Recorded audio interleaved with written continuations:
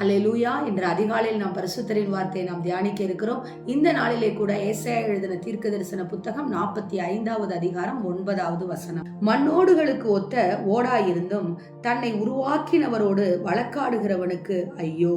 களிமண் தன்னை உருவாக்கினவனை நோக்கி என்ன செய்கிறார் என்று சொல்லத்தகுமோ? உன் கிரியையானது அவருக்கு கைகள் இல்லை என்று சொல்லலாமா?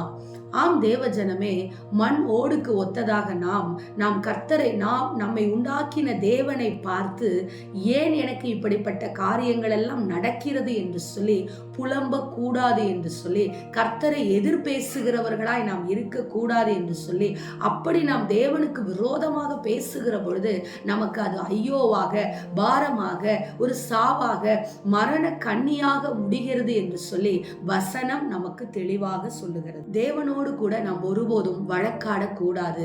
ஏன், எதற்கு, எப்படி என்று சொல்லி வழக்காடுகிறவர்களாக, தகராறு செய்கிறவர்களாக இருந்த இஸ்ரவேல் ஜனங்கள் எல்லோரும் கானானை பார்க்க முடியவில்லை அல்லவா?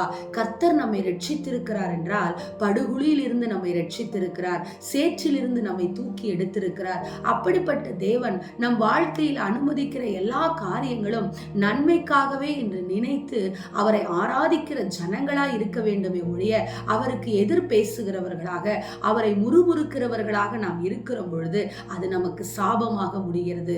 ஆம் தேவஜனமே, அநேக வேளையிலே நாம் யார் என்பதை நாம் மறந்துவிட்டோம். கர்த்தர் நம்மோடு கூட இல்லை என்றால் நாம் ஒரு களிமண்ணாகவே இருக்கிறோம். கர்த்தர் நம்மை பலப்படுத்தவில்லை என்றால், கர்த்தர் நம்மை ஆசீர்வதிக்க இல்லை என்றால், கர்த்தர் நம்மோடு இல்லை என்றால் நாம் யாராக இருக்கிறோம் என்பதை மட்டும் நினைத்து பாருங்கள். நம் பாவங்கள் எல்லாம் நினைவு கூறப்பட்டு உலகம் நம்மை பாவி என்று முத்திரித்த வேளையிலே கர்த்தர் ஒருவரே நம்மோடு கூட இதோ இருந்து நமக்காக இறங்கி வந்து நம் பாவங்களை தீர்த்து நம்மை பரிசுத்தவானாக அமர வைத்திருக்கிறார்.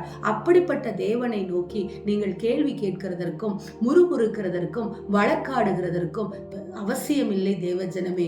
இதற்கு மாறாக பிரச்சனைகள் வரும் பொழுது, போராட்டங்கள் வரும் பொழுது, இதோ நீங்கள் ஏன் என்னை படைத்தீர்கள் என்று சொல்லக்கூடிய நிலைமை உங்களுக்கு வருகிற பொழுது நீங்கள் செய்ய வேண்டிய ஒரே காரியம், இந்த காரியத்தை அனுமதித்ததற்காய், இந்த பிரச்சனையை அனுமதித்ததற்காய் ஸ்தோத்திரம் என்று சொல்லி பழகுங்கள். பிரச்சனைகள் மாறும், சங்கடங்கள் விலகும், சமாதானம் உண்டாகும். ஆமேன். ஸ்தோத்திரம். எங்களை நேசிக்கிற எங்கள் நல்ல தகப்பனே, இந்த நாளிலே நாங்கள் கேட்ட வார்த்தையின் பிரகாரமாக நாங்கள் உம்மோடு எந்த நாளும் வழக்காடாதபடிக்கு உம்மை ஸ்தோத்தரித்து உம்மிடத்திலிருந்து ஆண்டவரை நாங்கள் ஆசீர்வாதங்களை பெற்றுக்கொள்ள எங்களுக்கு கிருபை கொடுங்கன்னு சொல்லி ஜெபிக்கிறோம். இயேசுவின் நாமத்தில் நாங்கள் ஜெபிக்கிறோம் நல்ல பிதாவே. ஆமேன்.